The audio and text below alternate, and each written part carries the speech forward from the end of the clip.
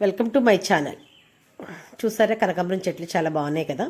ఈ పువ్వులు నేను ఫంక్షన్కి వెళ్ళినప్పుడు కంపల్సరీ కోసుకుని మాల కట్టేసుకుని ముందు రోజునే ఫ్రిడ్జ్లో కవర్లో పెట్టి పెట్టేసుకుంటానండి. చాలామంది ఈ రోజుల్లో పువ్వులు పెట్టుకోవడానికి ఇష్టపడలేదు. అదే కనుక ఏదైనా ప్రోగ్రామ్స్ కానీ ఎక్కడికైనా వెళ్ళాలన్నా కానీ అప్పుడే అందంగా కనపడడానికి లేదా రీల్స్ చేయడానికి కానీ కాగిత పూలు లాంటివి ఆర్డర్ పెట్టుకుని మరీ పెట్టుకుంటున్నారు.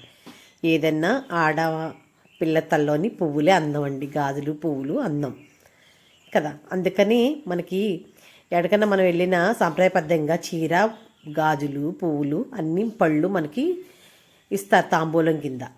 కాబట్టి పువ్వులు చాలా పవిత్రమైనటువంటి స్థానంలో ఉంటాయండి. అందుకని వాటిని కింద పడేసి కాలుతో గట్ట తొక్కకూడదు. అలానే తలలో పెట్టుకోవాలి లేదా దేవుడు పెట్టుకోవాలి. కానీ కనకాంబరాలు చాలా బాగుంటాయండి. లైట్ వెయిట్గా ఉంటాయి, బరువు అనిపించవు. మల్లెపూలు అయితే ఎక్కువ బరువు అనిపిస్తాయి. చిన్న తలలో కూడా ఇమిడిపోతాయి. ఎన్ని ఎక్కువ పూలు పెట్టుకున్నా తల గుంజదు. కాబట్టి ఈ పువ్వులను అయితే నేను ప్రతిసారి ఫంక్షన్కి వెళ్ళేటప్పుడు ఇవే కోసి పెట్టుకుంటాను. కలర్ఫుల్గా ఉంటాయి, ఏ సారీ కన్నా మ్యాచ్ అవుతాయి. చూసారు కదా ఎంత బాగా పూసినాయో. మా పాప భజియా కూడా వేస్తుంది చూడండి. కూస్తూ అంటుంది ఈ కాలిపోతున్నాయి అంటుంది. కాలిపోవడం కాదు, తెగిపోతున్నాయి అనాలి అని నేర్పుతున్నా. మనమే చిన్నపిల్లలకి ఈ పని ఇలా చేయాలి, ఈ పని ఇలా చేయాలని నేర్పాలండి. నేర్పకపోతే వాళ్ళకి మట్టుకు ఏం తెలుస్తుంది. మాలు కూడా కట్టేస్తున్నాను. నచ్చితే లైక్ చేయండి, షేర్ చేయండి, సబ్స్క్రైబ్ చేసుకోండి. అలాగే బెల్లాలు కొట్టడం మర్చిపోకండి.